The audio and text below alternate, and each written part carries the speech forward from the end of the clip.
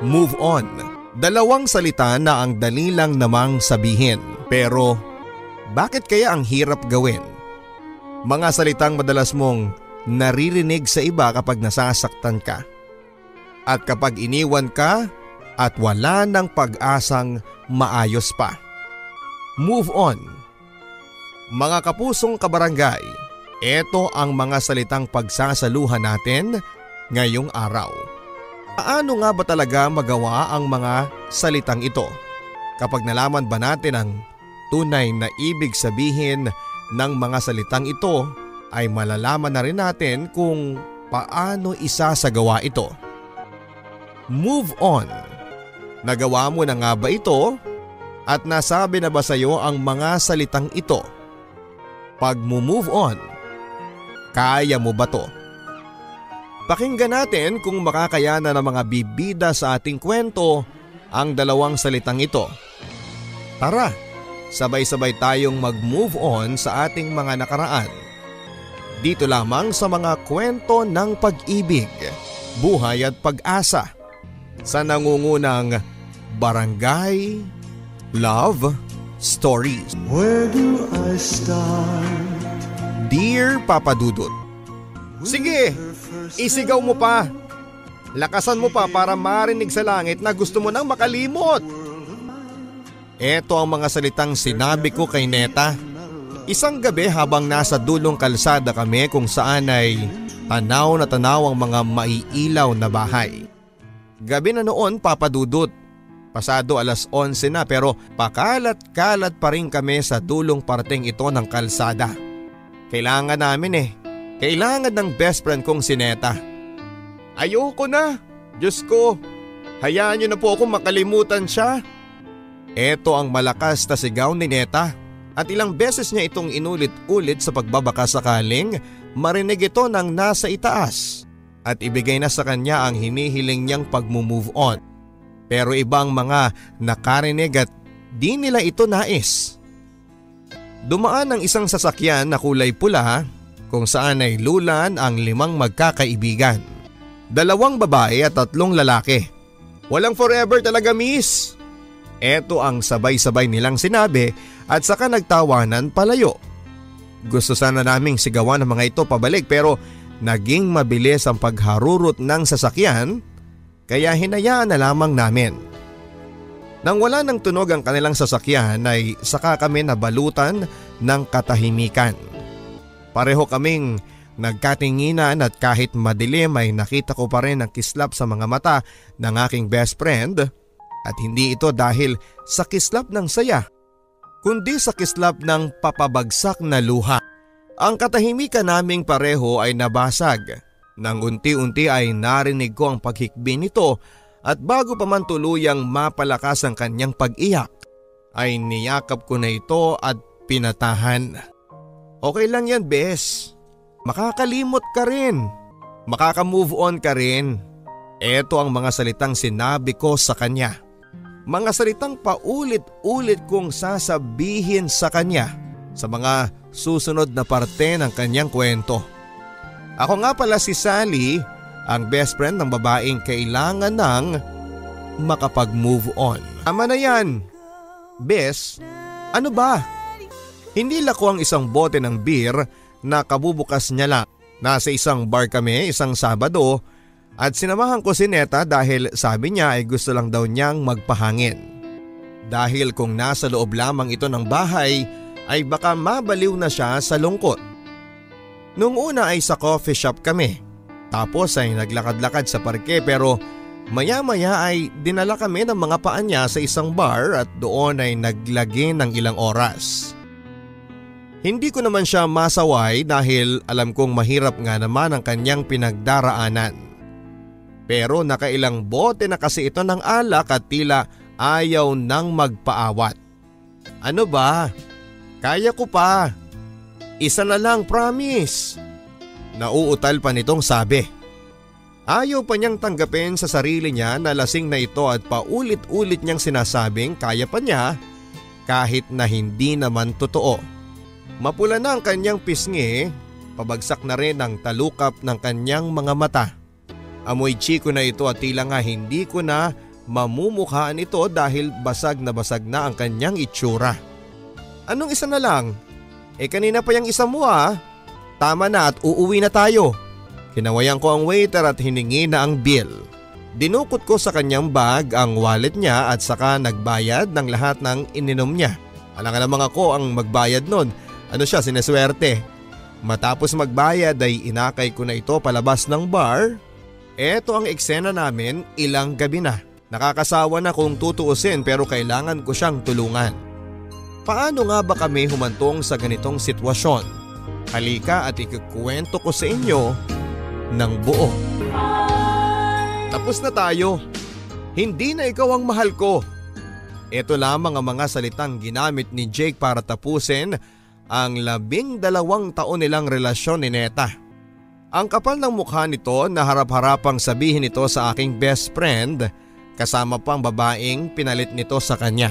Saksi ako sa relasyon nilang dalawa dahil high school pa lamang kami ay kaming tatlo na ang magkakasama. Ako ang third wheel nila kaya alam ko kung gaano binigay ni Neta ang lahat-lahat sa kanya na walang hinihintay na kahit na anumang kapalit. Tapos isang araw bago ang birthday ni Neta ay nakipagkita sa kanya si Jake para ibigay ang pinakapangit na regalo niya sa kanyang buhay.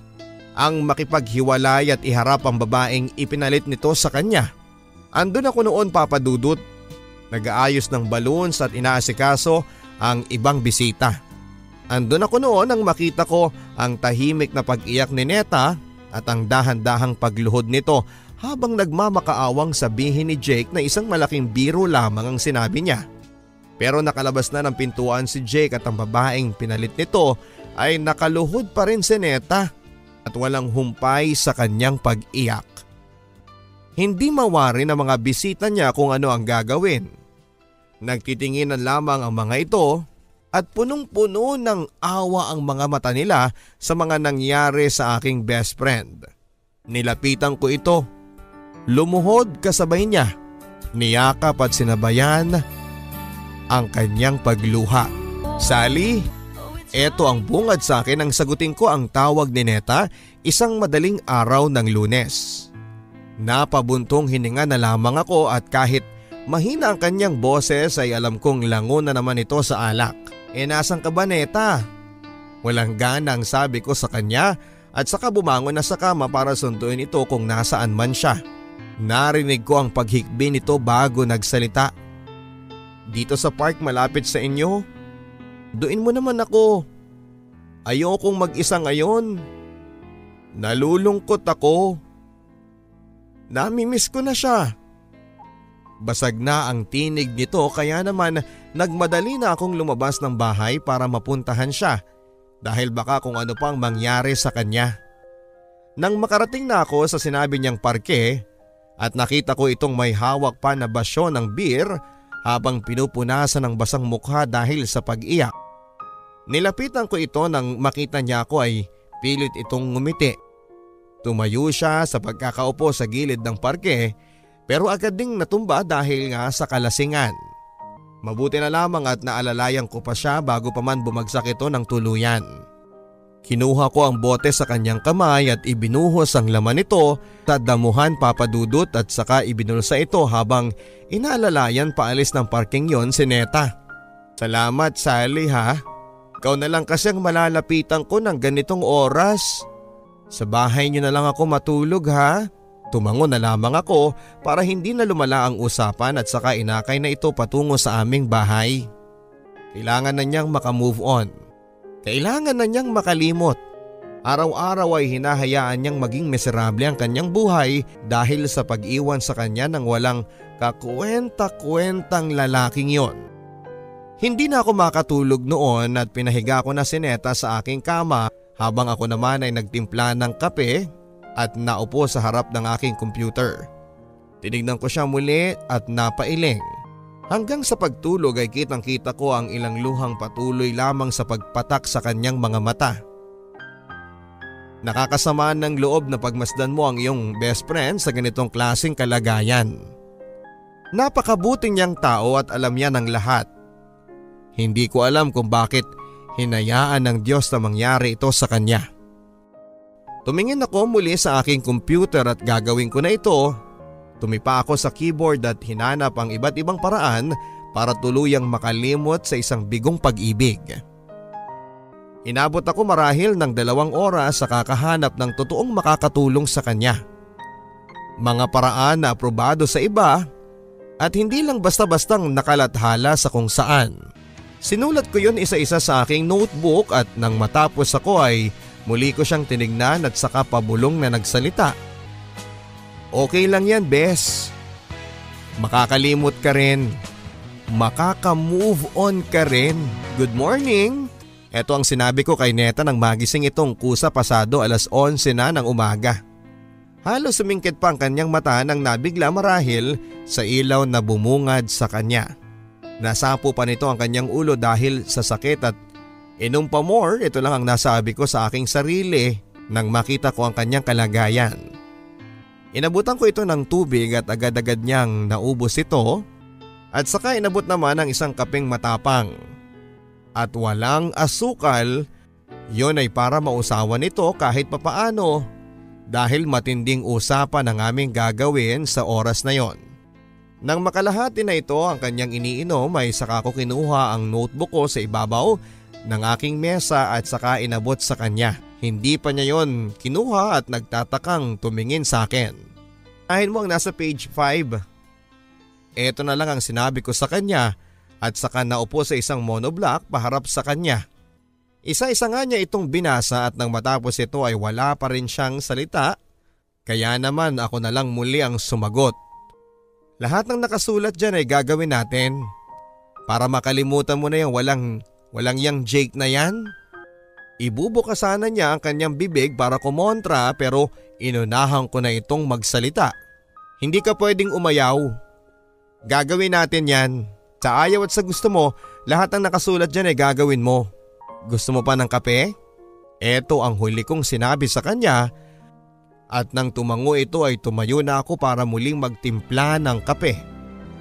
Kape naming dalawa dahil mahaba ang gagawin naming pag-uusap sa araw na yon. Bangon! 5:00 na ng umaga noon at nakapag-jogging na ako noon at handang-handa na sa tatakbuhin naming pag-move on ni Neta. Niyugyug ko ito ng ilang beses pero mukhang walang balak itong bumangon kaya naman tinapat ko na sa kanyang tenga ang aking cellphone na noon ay nakaangat ng sobra ang volume sa awiting Wannabe ng Spice Girls. Nagulat ito sa tunog pero mas piniling magtalukbong para harangan ng malakas na kanta pero agad kong tinanggal ang kumot sa kanya at saka sinabing, "Eto ang unang araw ng pag-move on mo. Huwag ako, Bes. Umangon ka na dyan." Ang utos ko sa kanya at saka hinila siya patayo. Wala na itong nagawa pa at nagtungo na sa CR habang nakasimangot na sinusuot ang kanyang idadamit. Sa una ay sa subdivision lamang nila kami magsisimula pero noong kalaunay lumabas kami nang makita namin ang liwanag. Kita kong bagot na bagot siya pero wala akong pakialam. Ang sabi sa internet ay magandang paraan ito para mawala ang utak niya sa kakaisip sa lalaking nanakit sa kanya. At aminin na natin na gaganda pa ang kanyang katawan. Nang mapagod na kami pasado 7:00 na yon ng umaga, ay nagpa siya akong ayain siyang magkape sa isang coffee shop na hindi naman kalayuan sa aming kinapupwestuhan. Maganda rito at may mga bulaklak sa gilid ng shop kung saan ay nakikita mula sa loob ang mga ito. Yun ay dahil sa malaking bintanang salamin. Tuloy-tuloy ako sa pagpasok dito at umorder ng kape at 2 slice ng cake para sa amin. Tuwang-tuwa ako noon pero ang best friend ko ay tahimik lamang na nakamasid sa paligid. Chocolate cake ang kinuha ko kasi ang sabi nila, ang chocolate daw ay nakapagpapalabas ng happy hormones sa ating katawan. Dahilan para makalimot sa problema at maging masaya. Kaya naisip ko na kailangan ito ng best friend ko. Dito na muna tayo, Neta. Doon na kami sa bintanang salamin kung saan ay makikita niya ang magagandang mga bulaklak at ang sinag ng araw. Alam ko na marirelax siya. Naupo iyon doon at saka malungkot na tumingin sa labas at saka malungkot ding pinagmasda ng kape at chocolate cake sa kanyang harapan. Dito kami unang nag-date ni Jake. Dito niya ako unang dinala noong nililigawan pa niya ako.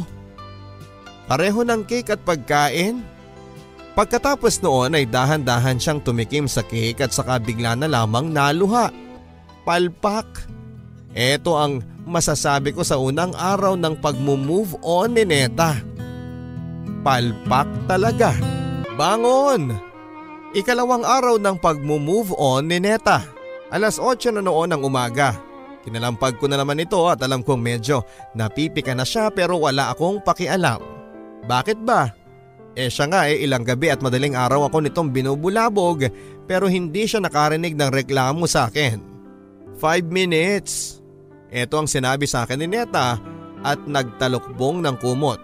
Yugyug ko ito dahil marami pa kaming plano sa araw na yon at noong gabi naman ay pumayag siya sa mga gagawin namin. Bangon na! Ito ang muli kong sinabi sa kanya pero hindi pa rin ito gumagalaw. Hindi na rin sumasagot pa. Pinagbigyan ko ito ng ilang minuto at para makatulong na rin sa kanya ay binuksan ko ang kanyang cabinet para hanapin na ang isusuot niya para hindi na kami matagalan pa sa oras na bumangon na ito sa kama. Ang kalat ng kanyang cabinet at hindi naman ito ganon dati. Isa ata si Neta sa mga pinakamalinis at pinakamasinop na taong kakilala ko. Ang mga damit niyang nakahanger ay hindi maayos at tila isa-isa nang sinusukuan ng hanger kung saan sila nakasabit. Nakalkal masyado ang mga dating nakatiklop nitong mga damit. Hirap akong hanapin ang gusto nitong damit kung ganito yon kakalat. Isasara ko na sana yon pero napansin ko ang isang karton na nakalagay sa loob ng cabinet sa bandang ibaba. Dinampot ko yon at saka nilabas. Dahan-dahan ako nagtungo sa kanyang mesa para malaman kung ano ang nandon at tama ang una kong hinala. Mga gamit ito na magpapaalala sa kanilang naging relasyon ni Jake. Akala ko tinapon na niya yon pero paano ba siya makaka-move on kung patuloy pa rin nandun ang mga bagay na magpapaalala sa lalaking yon? Isa-isa kong nilabas sa mga laman ng kartong yon, sombrero, mga panyong nakaborda ang pangalan nilang dalawa, mga larawang sandamakmak at mga keychains mula sa iba't ibang lugar na pinuntahan nilang pareho. Mga love letter, basyon ng pabangong ginamit nilang pareho at kung ano-ano pa. Kahit sino, maaalala ang lahat kapag patuloy mo pa ring itinatago ang mga gamit na naging parte ng inyong relasyon. Ang plano namin ng araw na yon ay mababago. May iba na akong naisip na gawin. Ito ang gagawin namin sa ikalawang araw ng pag-move on ni Neta. May lighter ka ba? Tanong ko kay Neta nang sa wakas ay bumangon na ito sa kama. Papungas-pungas pa itong tumingin sa akin at tila naguguluhan. Aanin mo naman yung lighter. Saglit lang, may naiwang lighter pa dito si Jake, kukunin ko lang. Nainis ako nang marinig kong muli ang pangalan ng lalaking yon. Kinuha niyang lighter sa kanyang tukador at bago inabot ito sa akin ay nagtanong muna siya. Aanin mo ba? Pilit kong kinuha yon sa kanyang kamay bago ako sumagot.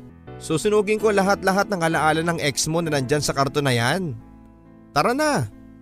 Nakita ko ang pagbuka ng kanyang bibig dahil sa gulat at nagawa pa ako nitong pigilan sa pamamagitan ng paghawak sa aking braso pero kinabig ko ito. Pinasunod ko siya at ginawa naman niya. Nagtungo kami sa likuran ng kanyang bahay sa parte kung saan ay may mga nakita kaming tuyong dahon na kawawalis lamang ng kanyang ina. Kinuha ko ang mga iyon at saka nilagay sa basurahang lata na wala ng laman malapit sa amin. Hindi na nagsalita pa si Neta noon.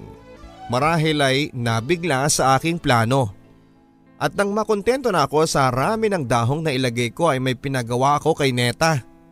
Isa-isa mong itapon ang mga gamit ninyo ni Jake dyan sa basurahan bago natin silaban. Umiling ito, Papa Dudut. Pinandilatan ko siya ng mata kaya naman napilitan na ito sa kanya inilagay sa basurahan ang mga gamit nila. Una ang sombrero. Alam kong masama ang loob niyang gagawin yon at nakikita ko yon sa nagpipigil niyang mga kamay. Nang nadampot na niya ang panyong pula na nakaborda ang pangalan ni Jake ay napahinto ito bigla at kinuyom sa kanyang kamay ang panyong hawak niya. Ito yung panyo na inabot niya sa akin nung unang-una niya akong nakitang umiiyak sa school clinic dahil sa takot ko sa injection. Naluluhang sabi nito. Noong una ay hirap siyang ihulog ito sa basurahan pero nagawa naman niya. Nang makita niya ang balat ng tsokolate ay muli na naman itong nagbalik sa nakaraan.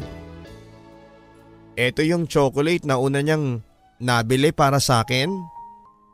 Naalala mo ba to, Sally? Kasi tinatawanan mo pa ako noon dahil ayaw kong mag-share sa'yo kasi alam kong pinaghirapan niyang mabili ito.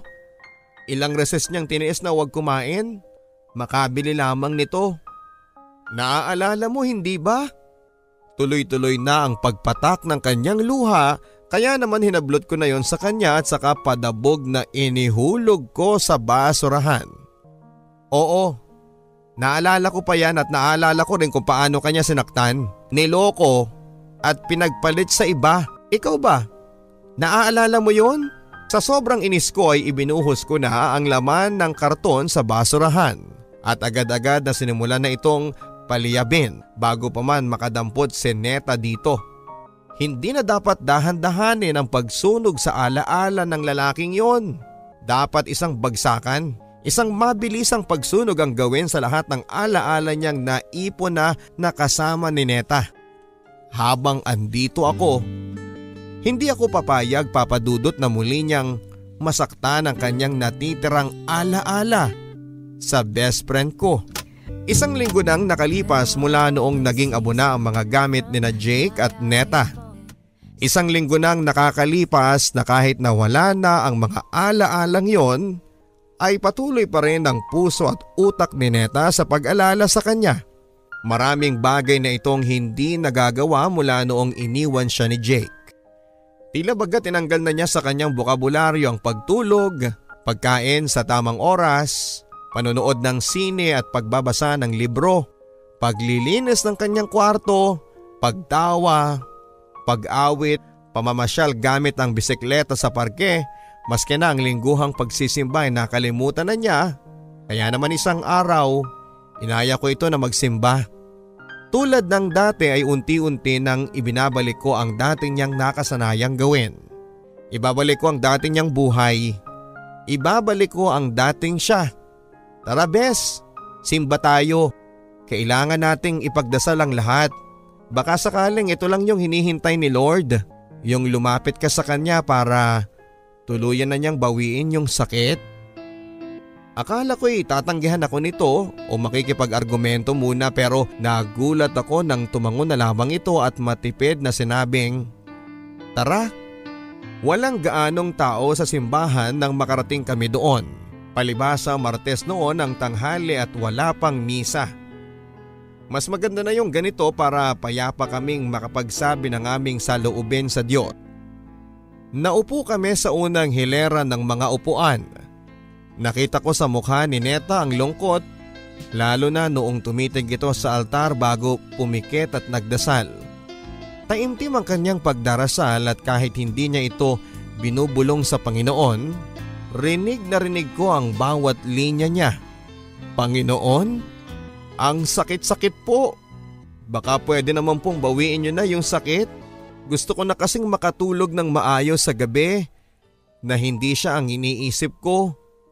Gusto ko nang makalakad sa kung saan-saan na hindi siya ang naiisip ko. Panginoon, baka pwedeng ibalato niyo na sa akin to. Ayaw ko na kasi. Suko na ako talaga. Tama na po, please." At matapos niyang iusal ang kanyang dasal ay nagsilaglaga na ang mga luhang hindi na makapaghintay na kumawala sa kanyang mga mata. Hinayaan ko lamang ito, Papa Dudut. Nakapikit pa rin ito at natahimik pa. At pagkatapos noon ay nagmulat siya at tumingin mula sa altar at unti-unti nang sumilay ang ngiti sa kanyang labi. Ito ang unang beses mula noong inayakan niya si Jake na nakita ko siyang nakangiti. Ito na kaya ang simula ng pag-move on ni Neta? Sana nga dahil iyon din ang dinadasal ko kanina. 3:00 na noon ng madaling araw nang magulat ako sa pagtunog ng aking cellphone. Inis ang naramdaman ko noon dahil kasarapan na ng tulog ko at sino naman kaya ito? Padabog kong kinuha ang cellphone sa aking mababang nightstand. Nakita ko sa screen ang pangalang Neta ang tumatawag. Galit na sinagot ko ang kanyang tawag. Pagagalitan ko pa sana ito pero naunahan ako ng iyak. Neta, bakit? Nag-aalalang tanong ko at napabangon ako sa kama at naupo habang hinihintay ko ang kanyang isasagot. Noon naman ay hinahagilap na ng aking mga paa ang aking tsinelas. Nang maisuot ko na yon ay saka ako tumayo para lumabas dahil nalaman ko na rin na nasa labas ito ng aking bahay. Andito ako sa labas ninyo. Pagbuksan mo naman ako ng pinto. Nang mapagbuksan ko ito ay basang-basa ang kanyang mukha sa mga luhang malayang umaagos sa kanyang mukha. Nagkatinginan kami at sa huli ay siya rin ang unang nagsalita. In a relationship na sila sa Facebook. Sabay pakita ng Facebook profile ni Jake sa akin kung saan ay lantaran nilang inihahayag sa buong mundo ang relasyon nila nang ipinalit niya kay Neta. Hindi ako nakasagot, Papa Dudut, at back to zero na naman ang pag-move on ni Neta. Pinapasok ko ito habang akbay-akbay siya sa takot na baka mabuwal ito dahil nga sa halos nanginginig na ang buong pagkatao nito sa kanyang nabalitaan. Pinaupo ko ito sa aking sofa. Salita ito ng salita tungkol sa sakit na kanyang nararamdaman at sa sama ng loob nito kay Jake na hindi man lang hinintay na makapag-move on siya bago ito naglantad ng bagong relasyon sa Facebook. Hindi na ako masyadong nakinig pa sa kanyang mga sinabi. Nakatayo na lamang ako sa kanyang likuran at kinuha ko ang kanyang cellphone na hindi niya namamalayan at blinako na nga si Jake kasama ang bago nitong girlfriend. Matapos noon ay binalik ko sa kanya ang telepono. Hindi niya alam ang ginawa ko. Bahala na kung ito ang paraan para matigil na siya sa kakasubaybay sa buhay ng kanyang ex. Ginawa ko nga. Hindi na ako nagpaalam sa kanya na pumunta na sa kusina at makalipas ang 2 minuto ay bumalik ako sa sala para iabot ang mainit na gatas sa kanya. Kalma, inumin mo yan at matulog ka na muna dito sa sala. Kailangan mo nang magpahinga. Kailangan ko na rin magpahinga. Pumasok ako sa aking kwarto at kinuha ang isang unan at manipis na kumot. Inabot ko yon sa kanya at saka nagsabing good night.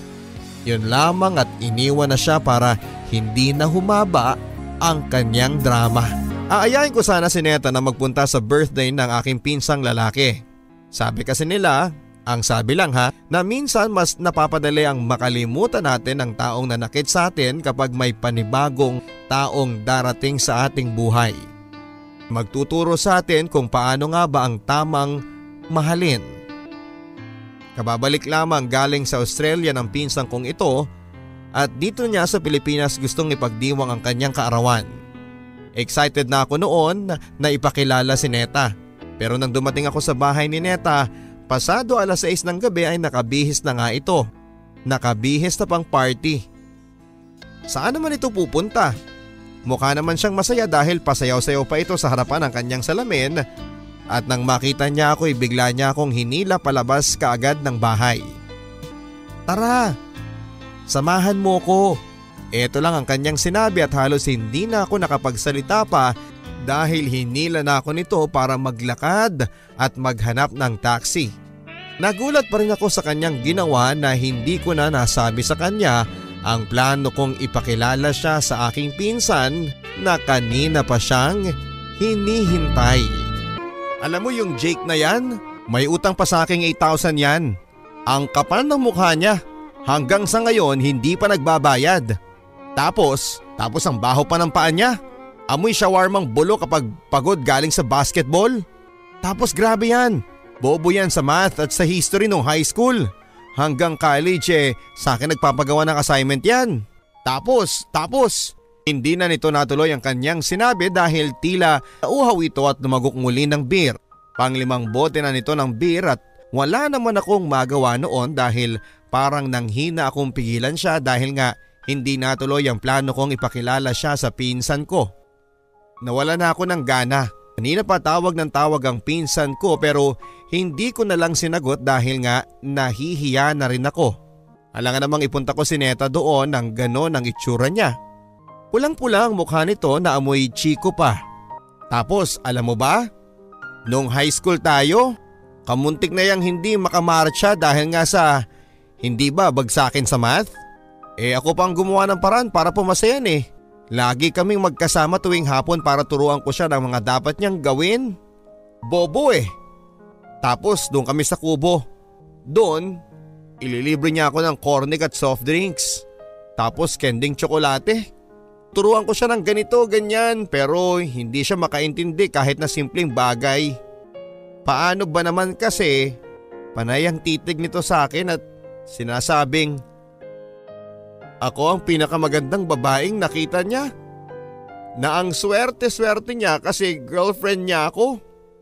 Ang kaninang tumatawa, galit at nanlalait na si Neta ay biglang nanlambot at nabagsak ang boses. Hindi na siya nakakapag-concentrate sa pagtuturo ko sa math. Nakakainis siya kasi nakatingin lang siya sa mga mata ko at sinasabing ako lang ang mamahalin niya hanggang sa dulo. Humikbi ito at eto na naman tayo. Akala ko'y maganda ng simula na nilalait nito ang ex niya. At alam na niya ang mga maling dahilan kung bakit hindi na ito dapat na umasa pa sa kanya. Pero sa huli papadudot ay bumalik na naman siya sa dati. Ang galing ni Bes. Mahal na mahal niya ulit si ex. Bakit ganon, Sally? Kung maganda ako, kung swerte siya na ako ang girlfriend niya, bakit nasa iba siya ngayon?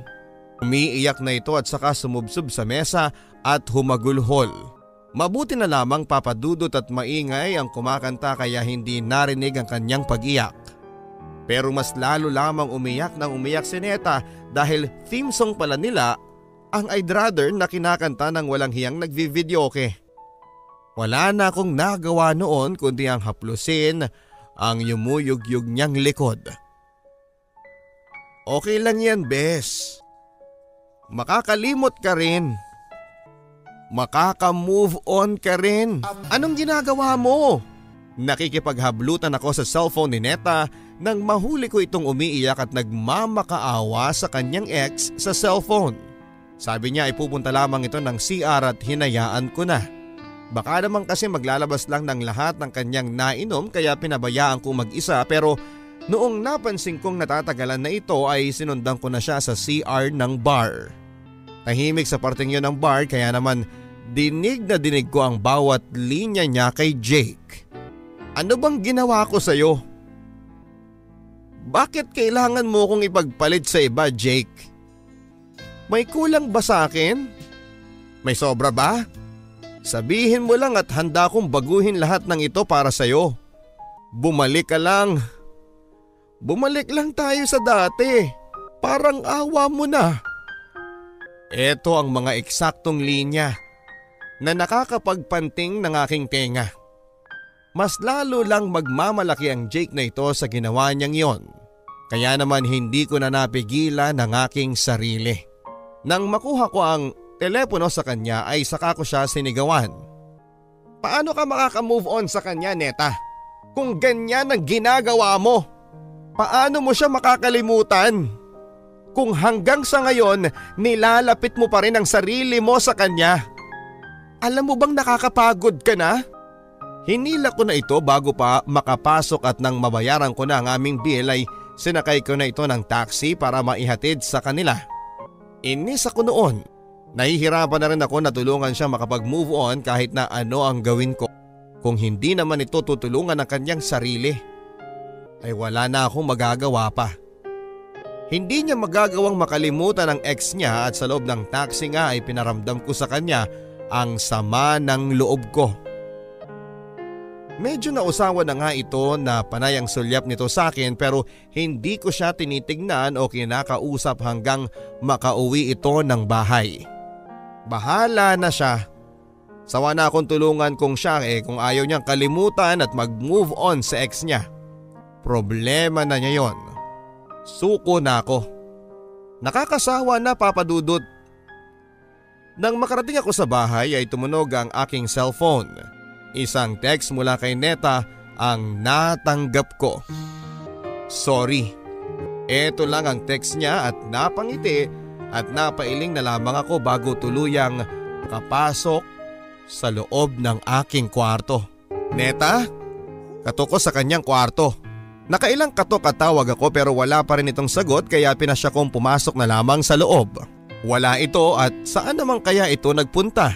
Kanina pa akong text ng text sa kanya at tawag ng tawag pero wala itong sagot at sinipat kong mabuti ang kanyang kwarto.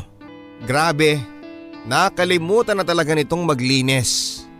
Inayos ko ang kanyang mga nakakalat na gamit na hinayaan lamang niya sa kanyang sahig. Pinulot ko yon isa-isa at nang matapos ko ay sinunod ko ang kanyang kama. Pinagpag ko ang kanyang kumot pero sa ginawa kong ito ay nahulog mula doon ang kanyang cellphone.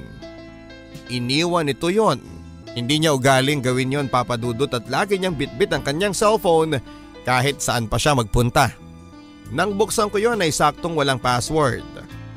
Kaya naman malaya kong napakialaman ito at nainis lang ako dahil nakita kong tinext niya si Jake at sinabing pupuntahan niya ito para makipag-ayos. Kaya naman tumakbo na ako palabas ng kanilang bahay at agad na tinungo ang bahay ni Jake. Naabutan ko nga doon si Neta. Nagwawala. Nakakahiyang tingnan siya, Papa Dudut, na nagsisisigaw para pagbuksan siya ng pintuan ni Jake pero hindi nito ginagawa. Nilapitan ko ito pero hindi ako nagsalita at kinalma ko ang aking sarili sa aking nakikita sa kanyang ginagawa. Jake, ano ba? Pagbuksan mo ako ng pintuan, parang awa mo na. Mag-usap tayo. Umiiyak na sigaw nito. Sumagot naman si Jake. Umuwi ka na. Wala na tayong dapat pang pag-usapan. Ayoko na sa'yo, ano bang hindi mo maintindihan? Umiiyak itong muli. Hindi ako naniniwalang wala na ako dyan sa puso mo. Nalito ka lang. Natuwa sa bago mo. Pero alam kong mahal mo ko. 12 years. 12 taon tayo, Jake. Ganun na lang ba kadaling itapon ng lahat? Hindi mo na ba naaalala lahat ng pangako natin sa isa't isa? Kasi ako naalala ko lahat eh. Kaya nga nandito ako. Gusto kong patunayan sa'yo na kaya ko pa rin tuparin lahat ng mga pangakong nasimula natin. Humahagulhol na ito pero nagawa pa rin magsalita, Papa Dudut. Kinukurot ang puso ko sa aking mga nakikita. Mahal na mahal kita, Jake. Parang awa mo na. Bumalik ka na, please. Kung may pagkakamali man ako, itatama ko. Sabihin mo lang ang lahat. Lahat gagawin ko. Hindi ko na kaya na wala ka. Na hindi ka nakakasama. Na hindi ka nakikita. Mahalin mo ulit ako, Jake. Mahalin mo ulit ako. Nanghihina na ito, Papa Dudut, at napaluhod na lamang sa harap ng pintuan. Dito na ako lumapit. Hindi ko na kasi kayang nakikita siyang ganito at walang sabi-sabing tinayo ko na ito at saka niyakap. Tara na. Tumango ito pero umiiyak pa rin. At nang makalagpas na kami sa bakuran ni na Jake ay nagtangka itong lumingon pero inawat ko ito. Huwag ka nang lumingon pa. Huwag mo na siyang lingunin pa. Oh, ice cream ka pa. Inalo ko pa ito ng chocolate ice cream na kanyang paborito. Tumanggi na ito at sinabing ayos na siya. Hapon na noon at nasa isang mall kami at naglalakad-lakad. Nang makaramdam kami ng pagod ay nahinto kami sa isang ice cream parlor. Ito kasi ang madalas na nakakatanggal ng pagod, stress at lungkot sa aming pareho. Kailangan niya ito. Kailangan. Tinitignan ko siya habang nilalaro lamang ang natutunaw na ice cream sa kanyang lalagyan. Pinaglalaruan lamang nito ang cherry sa ibabaw ng kanyang ice cream. Malungkot ito. Malungkot na naman siyang lagi kaya nung araw na yon ay inaya ko talaga siya sa labas at mag-shopping at kung saan-saan magpunta para kahit papaano ay maibsan ang kanyang lungkot. Pero wala pa ring epek sa kanya. Siguro fresh pa rin sa kanyang mga nangyari nung sinugod nito si Jake sa kanyang bahay. Naiintindihan ko naman siya at mas lalo lang siyang nalugmok ngayon at naaawa ako sa kanya. Dahil wala akong magawa para maibalik ang pagsilay ng ngiti sa kanyang labi. Siguro mula sa simula ay nagtataka na nga kayo kung bakit ganito na lamang akong mag-effort na matulungan siya para makapag-move on sa kanyang ex. Alam ko na ang iba sa inyo marahil ay iniisip na tomboy ako at may lihim na pagtingin sa aking best friend. Nakakatawa kayo, hindi ganon. Babaeng babae ako at ang dahilan kung bakit nagawa ko yon ay dahil minsan ay tinulungan din niya ako makapag-move on sa ex ko. 2 taon nang nakakaraan noong mahuli kong may kasiping sa kama ang aking ka-live-in. Sa mismong kama pa namin nila ginawa ang kababuyang ito. Galing akong Pampanga noon para sa isang conference sa aming trabaho. Ang balak ko sana ay umuwi pa kinabukasan matapos ang conference pero gusto kong sorpresahin ang aking ka-live-in kaya noong matapos ang aking dapat na gawin ay bumiyahe na ako pabalik. Hindi ko inaakalang sa aking ginawa ay ako pala ang masosorpresa dahil nang buksan ko ang aming kwarto ay nakita ko sila nakahubad at gulat na gulat sa aking pagdating. At masyadong makapal ang mukha ng lalaking ito dahil siya pa mismo ang nakipaghiwalay sa akin sa ganong kalagayan nila. Umalis sila. Nagkape pa nga ang mga ito habang ako naman ay hindi pa rin makapaniwala sa lahat ng mga nasaksihan ko. Nakaupo ako sa aming sofa at hindi ko alam kung paanong magsisimula. Hanggang sa bigla na lamang silang umalis ng walang paalam at hinayaan pang nakabukas ang pintuan. Nanginginig ang aking katawan noon nang tawagan ko si Neta at sinabi ko ang lahat-lahat. At wala pang 30 minuto ay nasa bahay ko na siya at niyayakap ko. Nakisama sa aking pag-iyak. Galit na galit ito na kinabukasan ay pinagsusuntok niya ang mukha ng aking dating ka-live-in nang pinuntahan siya ni Neta sa kanyang trabaho. Mula nga noon ay kaagapay ko na si Neta sa paglimot at pag-aayos ng nawasak kong puso. Nakita ko kung paano itong nahirapan sa akin sa gabi-gabing pagsundo at sa gabi-gabing pakikinig sa aking mga hinaing. Sa lahat ng pagluluto nito sa aking bahay dahil hindi ko na magawang gawin ang lahat ng mga bagay na nakasanayan kong gawin. Yung mga bagay na ginagawa ko dati para mabuhay sa araw-araw. Kaya bakit ko ito ginagawa sa kanya? Dahil mabuti ang best friend ko dahil minsan ay tinulungan din niya ako. At kung nakayanan ko, alam ko papadudot na makakayanan din ito ang lahat-lahat. Tita, asan po si Neta? Tanong ko sa nanay nito nang madatnang kung wala si Neta sa kanila. Ewan ko ba dyan sa babaeng yan? Kaninang madaling araw pa lumabas. Hindi ko alam kung saan nagpunta. Iniwan pa ang cellphone niya sa sala. Ginuso nito kung saan naroon ang cellphone ng kanyang anak. Saan na naman kaya ito nagpunta? Nagpaalam na ako at saka lumabas ng bahay para simulan na hanapin si Neta. Nagtungo ako sa mga bar na madalas nitong tambayan, sa public library, bahay ng mga katrabaho at kawork nito pero wala pa rin. Ilang oras ko na itong hinahanap at nagpatulong pa ako sa iba pero wala pa rin. Hindi ko na alam ang aking gagawin. Natatakot na ako na sa posibleng gawin pa ni Neta. Hinuyom ko ang aking palad sa galit na sumiklab sa aking puso nang maalala ko ang pagmumukha ni Jake. Lumakad ako at alam ko na kung ano ang dapat kong gawin. Tinungo ng aking paa kung saan ang direksyon ng bahay ng lalaking nanakit sa aking best friend.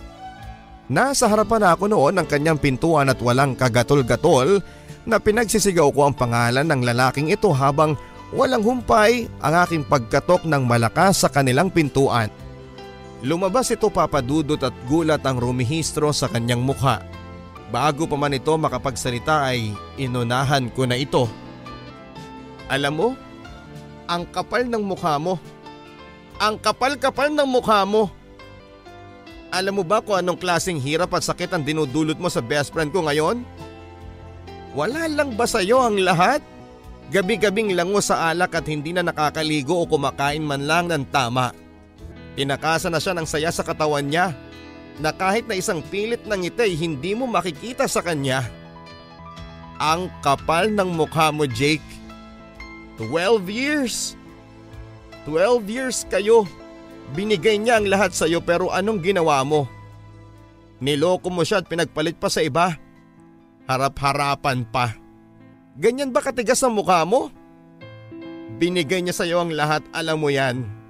Kahit mga bagay na wala siya nagagawa niyang pagtrabahuhan para maibigay sa'yo pero anong ginawa mo?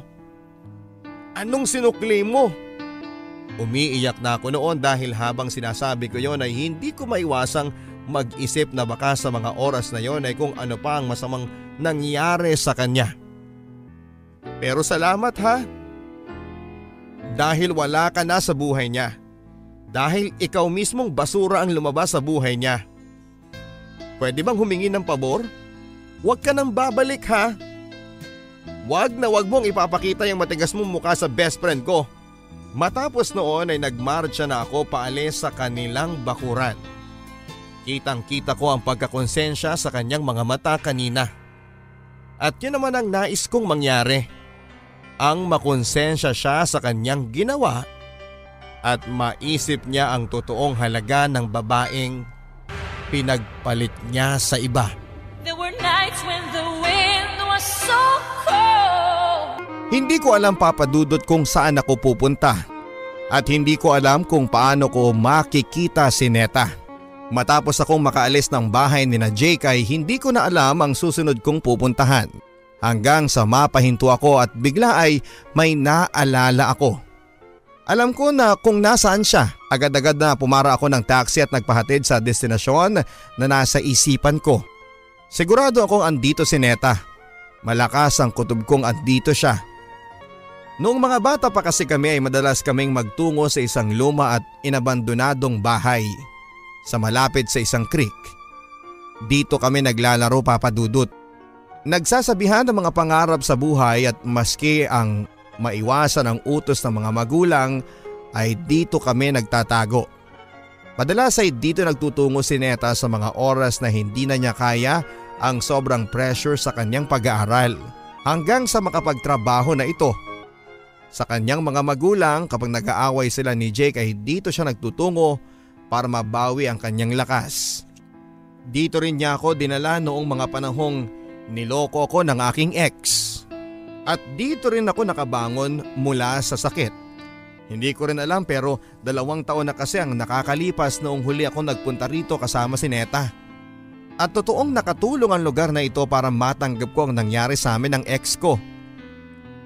Andun siya at ramdam ko. Andun siya dahil pakiramdam ko ay dumating na ang oras na gusto niyang tanggapin ang nangyari sa kanila ni Jake. At tama nga ako. Dahil nang makarating ako sa lugar na yon ay nandun siya. Nakaupo sa papasirang sahig ng porch ng bahay. Nakatingin sa creek na malayang umaagos ang tubig sa kung saan. Kahit sa malayo ay ramdam ko malalim talaga ang kanyang iniisip at lungkot. Sana maka-move on ka na, Neta. 2 taon na siguro noong huli tayong nakita ng mga engkanto dito, ano? Nagbibiro kong sabi nang makalapit na ako ng tuluyan sa kanya. Tumingin ito sa akin na punong-puno ng lungkot ang mga mata. Naupo ako sa tabi niya at nakisabay sa pagtingin sa creek. Naalala mo pa ba kung paano ako nakagambala ng mga lamang lupa dito dahil sa lakas ng iyak at sigaw ko noon? Kasi sabi mo kailangan kong isigaw lahat ng sakit na nararamdaman ko. Kasi kilala mo ako. Hanggat maaari gusto ko lang na ilihim lahat ng sakit pero nagawa mo akong pasigawin dito. Pagkatapos noon, naramdaman ko na medyo umayos ang pakiramdam ko. Medyo naramdaman kong kaya ko na. Medyo naramdaman kong makakaya ko na. Nakalimutan siya. Alam mo yung medyo lang pero nakaya naman. Medyo lang pero yun na kasi yung simula eh. Hanggang yung medyo naging buo na. Buo na ang loob ko na iwanan ang nakaraan. Yung lahat ng sakit na dinulot niya ng ex ko. Kaya nga alam ko na magsisimula ka sa medyo kaya mo, medyo nagagawa mo, medyo gusto mo nang kalimutan siya. Ayos lang yun.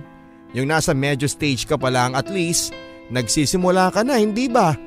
Nakangiti kong sabi sa kanya, pero hindi pa rin ito makangiti ng buo sa akin. At nauunawaan ko naman yon. Matapos noon ay wala nang nagsalita sa aming muli. Hanggang sa marinig ko ang kanyang nababasag na tinig. Ang tinig na bumasag din sa aking puso. Bes, kaya ko pa kaya? Sa tingin mo kaya ko pa talaga makalimutan siya? Ang hirap kasi Nasanay na akong kasama siya lagi, na ibinibigay ko ang lahat sa kanya lagi. Yung minamahal ko siya lagi. Ang hirap, bes. Miss na miss ko na siya. Sobrang miss ko na siya. Umiiyak ito pero hindi ko siya pinahinto. Kailangan niya yon kung ito ang dapat niyang gawin, at kung kailangan niyang palabasin ang 1,000 luha sa bawat mata niya para makalimot na siya. Bes, hirap na ako talaga Araw-araw, hindi na siya nawala sa isipan ko. Araw-araw umaasa ako na panaginip lang ito. Kinukurot ko ang sarili ko para magising na ako, pero nagkapasa-pasa na ako. At hanggang ngayon ay hindi pa rin siya bumabalik. Ang sakit-sakit pala. Napiliting ilaban yung ilang taon naming pagsasama, pero ako lang ang gumagawa at siya. Nasaan? Pinaglalaban niya ang iba? Hinaplos ko ang kanyang likod para iparamdam sa kanya na ituloy niya lamang ang pagsasabi ng kanyang nararamdaman. Huminto ito ng ilang minuto at tila inaalam kung may nakalimutan pa ba siyang mga salita para ipaunawa sa akin ang nararamdaman niya. Makaka-move on pa kaya ako sa kanya? Magagawa ko pa kayang magmahal muli? Kaya ko pa kayang magbigay sa susunod ko? May tatanggap pa kaya ng nakaraan ko? Yung may magmamahal pa kaya sa akin? Sa mga huling salita nito ay tila nadurog ang puso ko.